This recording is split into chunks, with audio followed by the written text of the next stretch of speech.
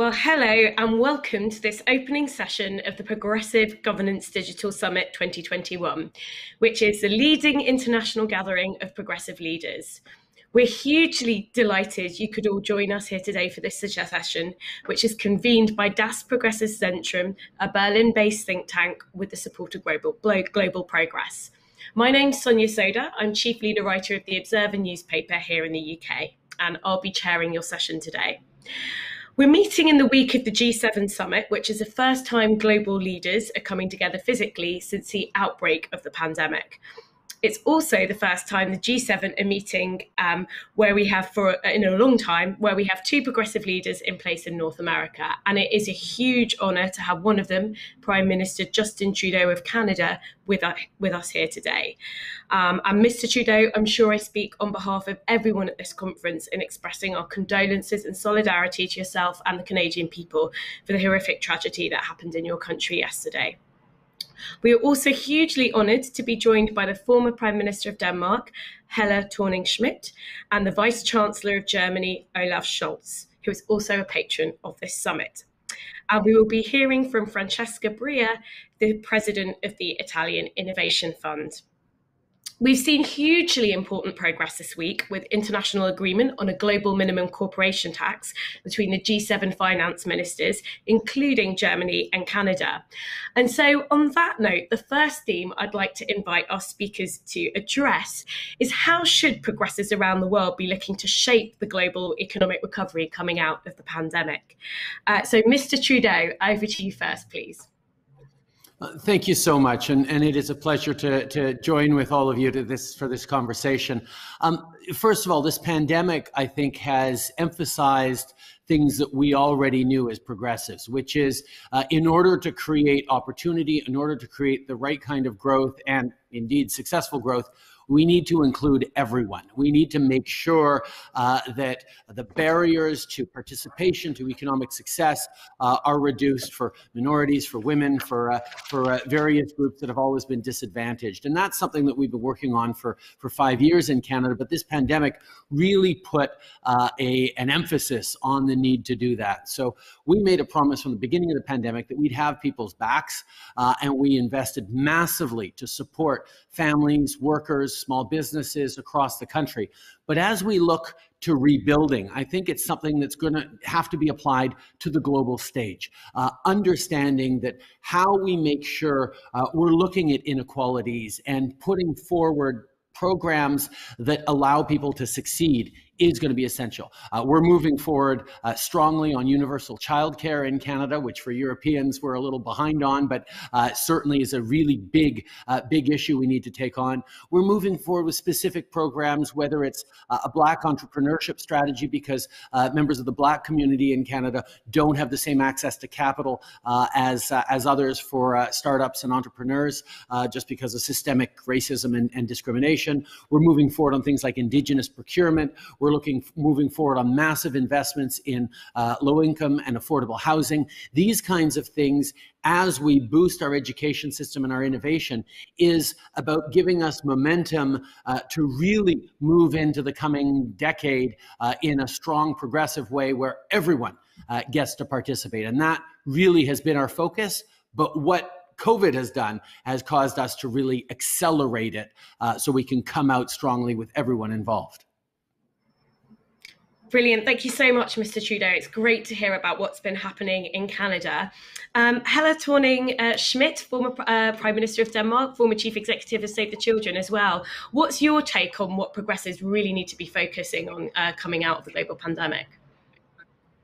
Well, first of all, I think Justin is so right when he talks about how we have seen that the pandemic has affected the poor everywhere.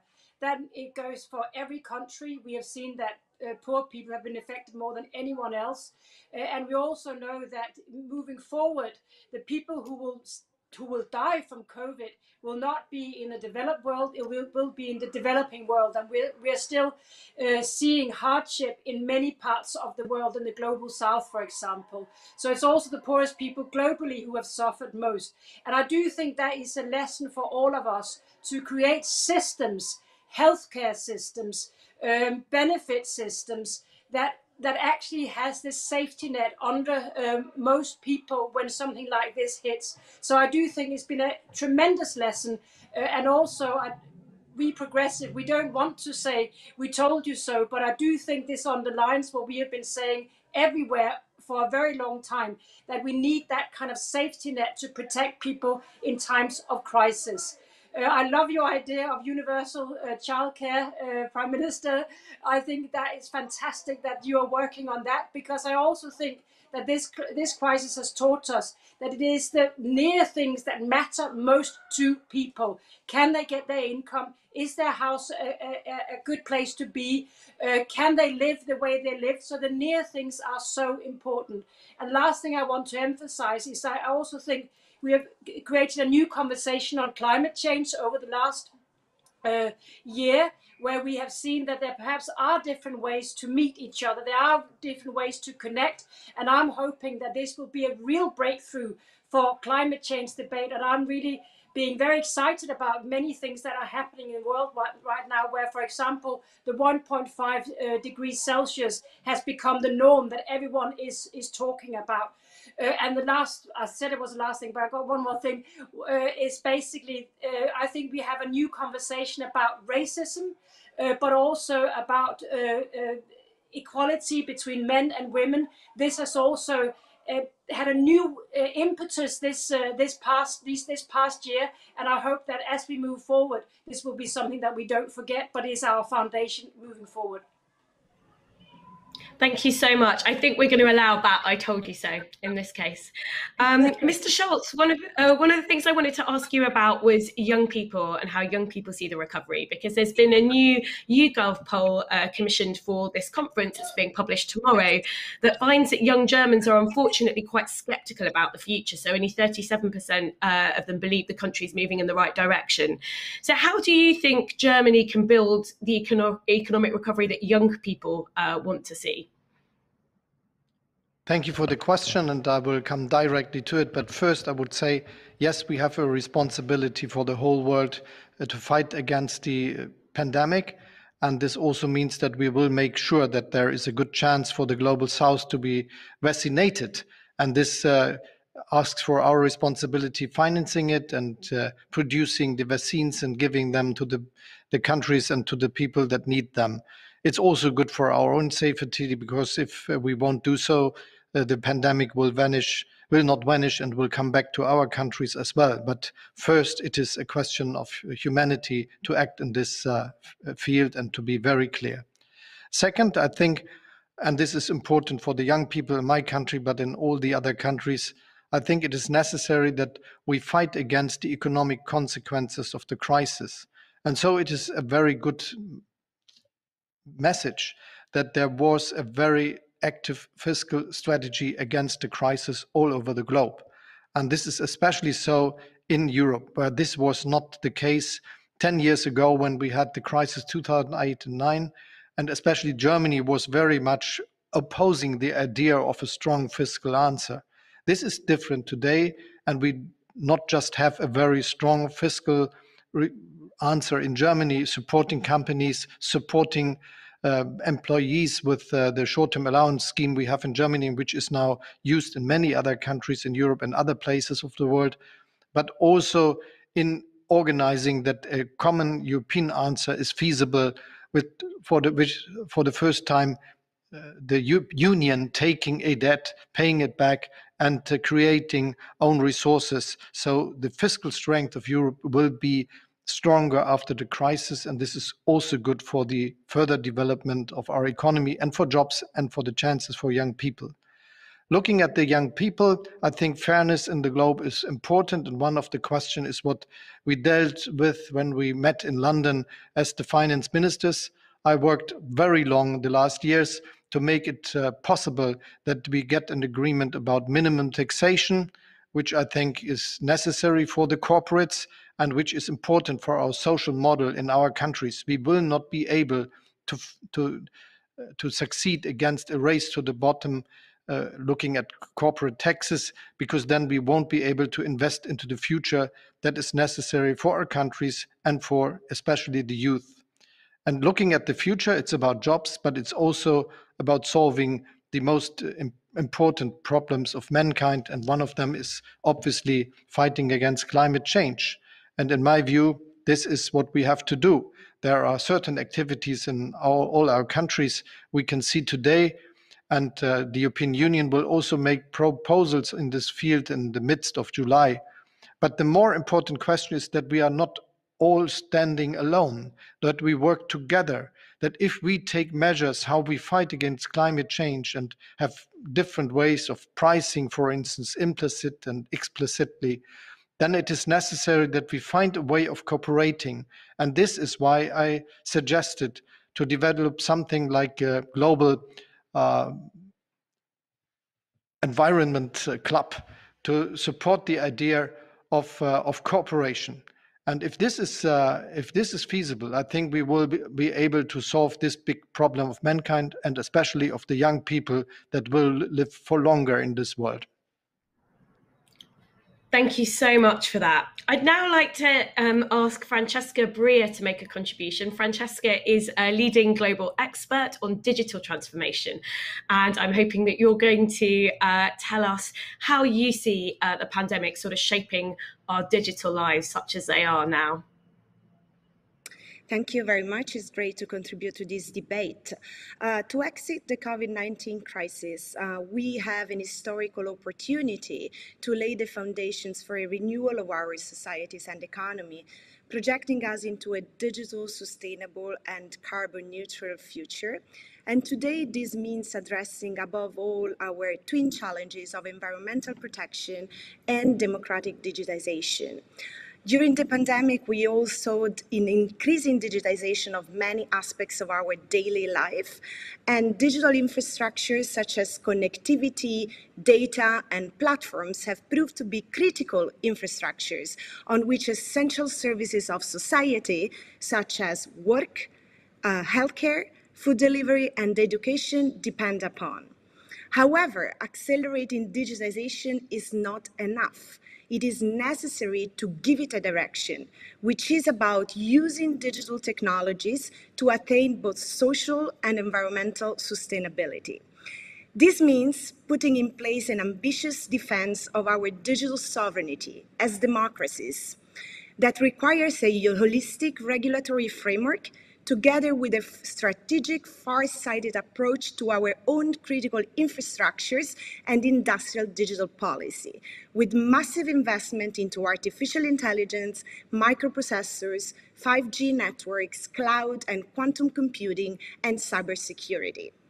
Competing on innovation means putting forward our strengths, principles, and values.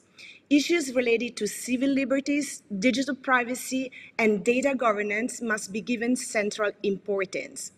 We know that if the tech giants are not regulated, the foundations of democracy will be undermined by a new form of non-accountable algorithmic power, endangering the public sphere. So big tech alone can't handle all the power it has amassed. A democratic digitization should be our goal. And this battle is about defending innovation for the public interest, the data sovereignty of citizens, their autonomy, and their constitutionally guaranteed rights. This might call for the development of new governance models, such as data trust, where the data, once anonymized, must be shared in the name of greater public good. And today, the full solution, where such data fed into unsustainable privacy-violating business model of technological platforms is no longer sustainable. So I think the solution we should offer to the world is a new vision for an interconnected and global digital society with democratically agreed rules, which sets global standards for sustainable digitization for the benefit of both people and the environment. Europe and like-minded democratic partners have a chance to chart a progressive global path for the digital society, acting at an international level. What could be proposed is a global green and digital deal, which will also include binding international regulations on antitrust, taxation, digital privacy, cybersecurity, and sustainability. The world has had a taste of a digital future dominated by big tech, surveillance capitalism, and of how technology can abet the big state, for instance with China's digital authoritarianism. Now it is our turn to lead the way to big democracy.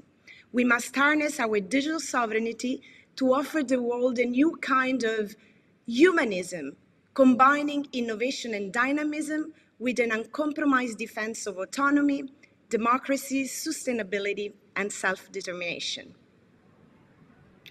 Brilliant. Thank you so much, Francesca. And I think there's a big challenge there for us all globally in terms of how we regulate big tech. So I would like to come to each of our panel on that. Helle Thorning-Schmidt, maybe I can come to you first. I mean, I'm close to regulating parts of big tech because I sit as the co-chair of Facebook's oversight board. We started a year ago, and some of you might have heard of the Trump case that we decided a while back, which have now made Facebook change their policies in certain areas, which we're very happy about. And my feeling is that we have to find a new way of regulating social media. I don't particularly think that governments are very well positioned to regulate social media.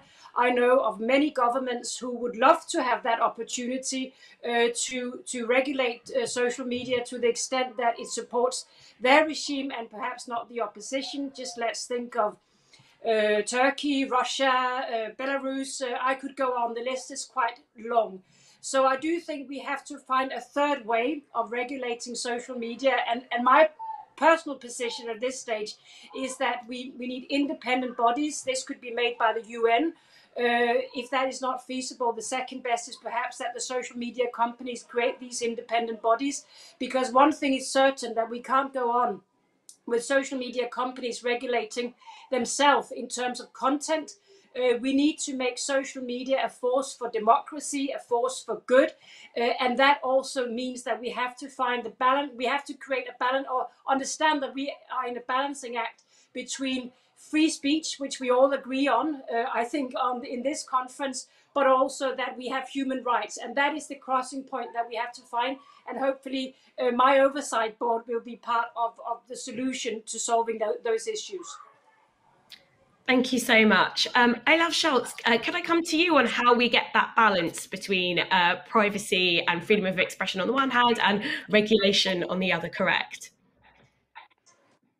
Thank you. And it's really very important to discuss this topic and to follow the ideas we heard. Let me just give some ideas from me. The first is, it is about taxes. We already discussed this in the first round, but I will repeat it again. It is necessary that we have a fair way of taxing, especially also the global tech platforms. And because of that, it is good that we have the agreement within G7 about minimum taxation of corporates, but also on how we better tax high profitable companies, especially those of the tech sector and the global digital platforms. If this is working, this would make a difference. And so I hope that we will be successful in the next structures we work on this field. This is the OECD inclusive framework that will be led by my ministry, more or less. And there is the G20 meeting in Venice that will come and where we want to discuss this question. So it is the time for getting an agreement in this field on the global level. Second, I think that we have to be very clear in privacy questions and that we make strong regulations in this field. Europe is doing quite well, but there is a lot of room for progress, and we should do that. We should use that. Third, I think we need interoperability, and this is of highest importance, that there is not an oligopoly situation or a monopoly situation where one or two companies are dominating all these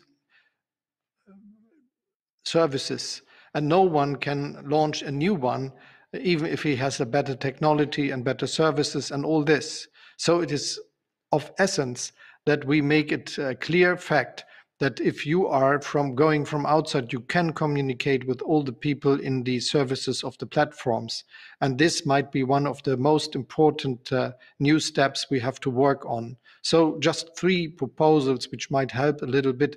There is a lot of more to do for using these technologies, and this is also investing in the industry, in the way of producing things in the cloud, in artificial intelligence, as it is said. And we should say that we are able to develop these technologies by ourselves, so that we are not relating just on a very few number of companies. Thank you so much. And Mr. Trudeau, can I come to you for your view on whether we need a more global approach to regulating big tech? I think if we step back, one of the most important things to remember is that the fundamental job of any government is to keep its citizens safe. And if we can't do that, well, then people tend to stray away from democracy and go towards more authoritarianism because, well, maybe that'll keep them safe. And that safety and that optimism for the future is so, so important.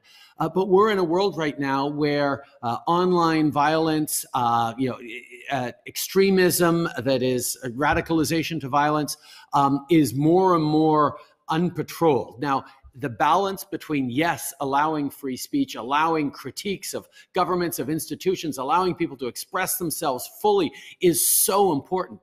But making sure we also have the tools to prevent incitation to violence, incitation to hatred, which unfortunately we have a whole new set of tools that governments don't have the ability to counter. Now, I think there's a really important conversation about whether governments should have those tools, because a progressive, thoughtful, positive government might do the right things with the tools. But as you point out, an authoritarian government, like many around the world, would love to be able to crack down and regulate opinions and perspectives on the internet. So figuring out a way to uphold free speech and keep people safe is going to be so important. Even in a country that is incredibly positive towards diversity and immigration, as Canada is, we just had a terrible tragedy a couple of nights ago where a Muslim family, 3 generations, out for a walk on the side of the road, and they were viciously and inexplicably run down deliberately. And we don't yet know all the causes or reasons, but there is probably an element of online incitation to violence or access to things that we have to think about. And I think that's becomes all of our responsibility to work together to make sure that we are cracking down on hatred, that we are not allowing people who represent a small fringe of the society to take actions that weaken the fabric and the coming together of our entire communities. So that balance and the role that big tech must play, yes, we need to bring in rules. We need to make sure there is accountability and taxation. We also need to make sure there's competition, that there is choice for consumers. We need to make sure there is oversight over what happens with data, because, the same way, we're talking about AI coming, and Canada's working very strongly with others on AI ethics, because Canada's one of the leaders in AI.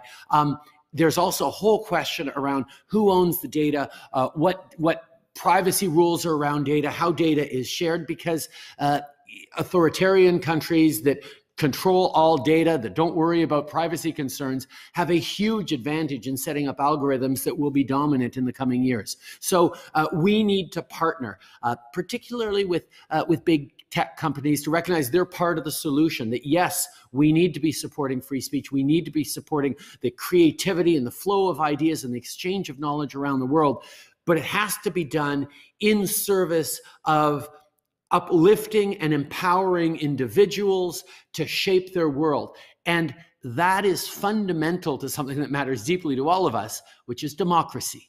If you don't have an informed, engaged populace that is thinking about the big issues, that feels it has a role to play in shaping the big issues, you start to lose democracy and it slides towards authoritarianism. And that's something that we're seeing elsewhere in the world. We need to stay really, really vigilant, not just because our well-being and economic well-being is up for it, but the actual values that underpin the system that we've built to such tremendous success in so many places around the world that has uplifted people who otherwise have been marginalized, needs to continue and be protected.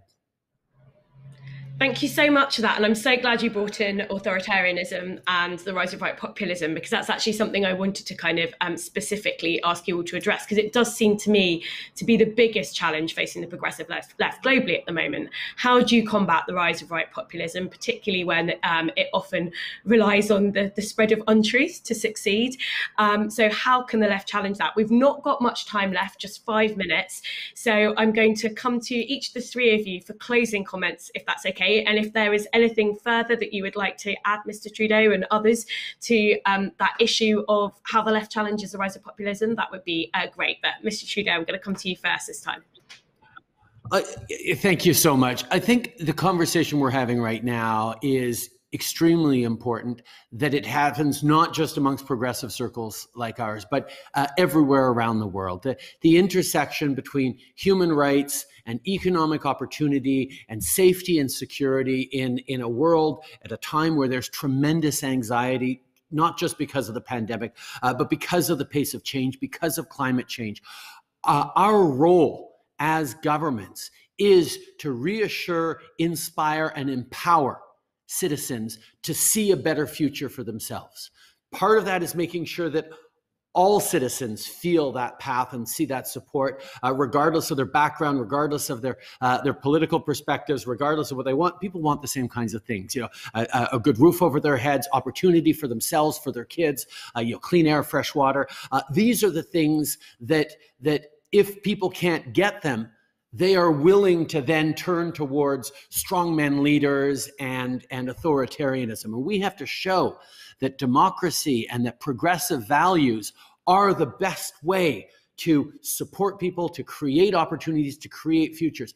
And that means, first of all, taking care of everyone in society, investing in the middle class and people working hard to join it, fighting climate change and creating a sense for everyone, including people in the natural resources industry, that there is a future for them, that there is a future for their community and their kids in innovation, in greener jobs, in new opportunities. It means empowering people to be less siloed and understand and connect with a broader range of diverse views. The story of the 20s, the story of the 21st century is going to be diversity and inclusion and learning from each other and hearing from each other and understanding different perspectives and integrating them into solutions we have. We know that when everyone thinks the same, you come up with the same kinds of solutions that don't work. When you bring around a range of thinkers, empower them to try and build a solution that is innovative and new, you get better outcomes. But if you're going to be open to difference, open to diversity, you have to feel safe, secure, and empowered as yourself.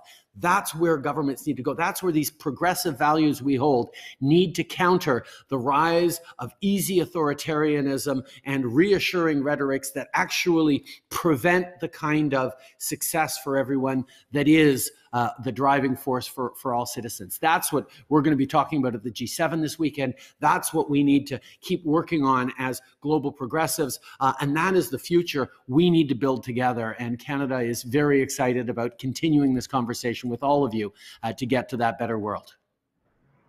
Great. That's a very optimistic note to hand over to Ms. Thorning-Schmidt. I'd love to hear your views on how the progressive left should be combating populism. Well, I hardly know what to add to that sweeping optimism that we can actually be part of changing the future, and we can give answers to the smaller issues close to people's lives, like where do I live? How do my children get educated? What is my next progress? Do I live in a healthy environment? Do I have access to free healthcare, world-class healthcare? These are the issues that people care about. And what I like to hear is a conversation between progressives where we're not talking in theories or something that is beyond we can see. We're actually talking about the here and the now, But what binds us together as progressives is that we believe that together with the right ideas, we can shape the future. And what I'm seeing in the rhetoric of the populist right that has been so prevalent many places is that there's actually a negativity towards the future. But what we're saying here today is that we believe we can shape the world. Olaf is saying we believe that young people can be part of shaping the world, and we will make sure that everyone feels safe and empowered to meet the new world. And that is the best message we can have from progressives today, that we are not looking back, we're not being pessimistic. We believe that we can be part of the future and shaping that future. And I also think that the COVID crisis have shown that if we really want to change the world, we can invent a vaccine, we can have governments helping everyone. And I think that should be one of the big messages from today. Great, thank you so much. And Mr. Scholz, over to you for the last word. Thank you. I'm agreeing very much with what my the other two speakers already said, so I will be very short. First, it is absolutely clear for me that we have to understand that there is something going on in our very rich countries. It is the Scandinavian countries as well as Germany, for instance, or the Netherlands, or at Canada. And if we look at the reasons for Brexit or for the election of Trump some years ago, it is that there are a lot of people afraid about the future.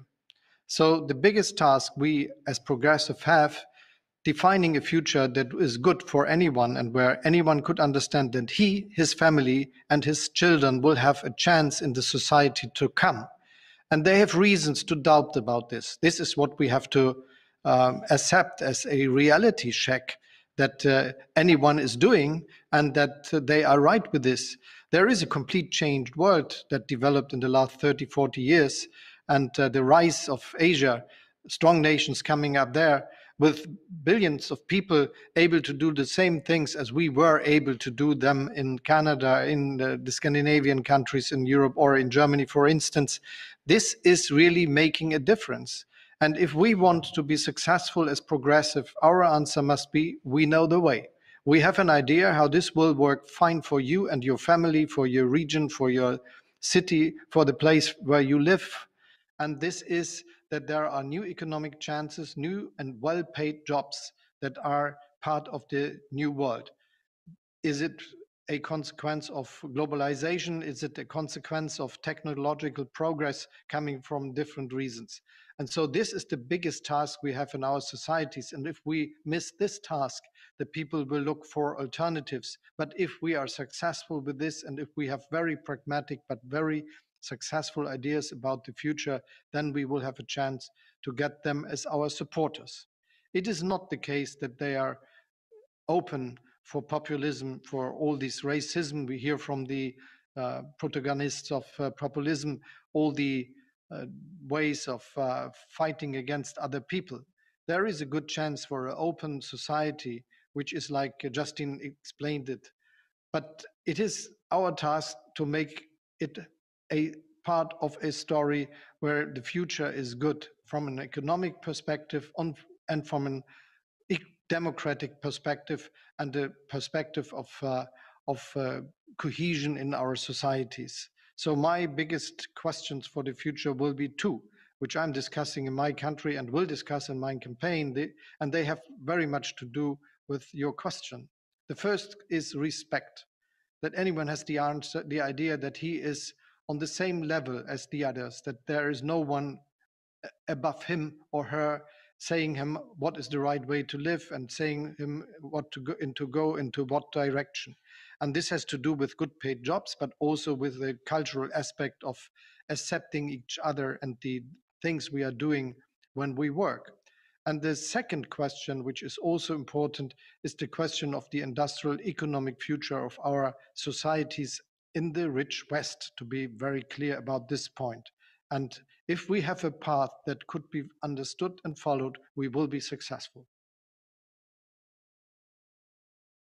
Brilliantly articulated. All that remains for me today to do is to say a huge thank you to each of our speakers for setting such a optimistic and hopeful tone, I think, for this conference, which is very much appreciated.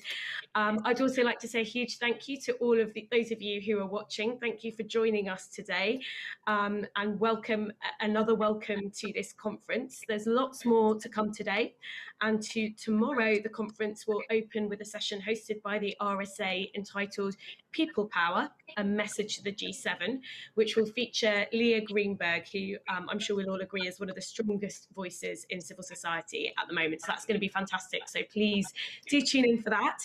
And just one final bit of housekeeping before we say goodbye today, which is that I would like to invite all the registered participants to fill out the feedback form, which the team will share in the chat. But thank you again to our speakers, and thank you to all of you for joining us today.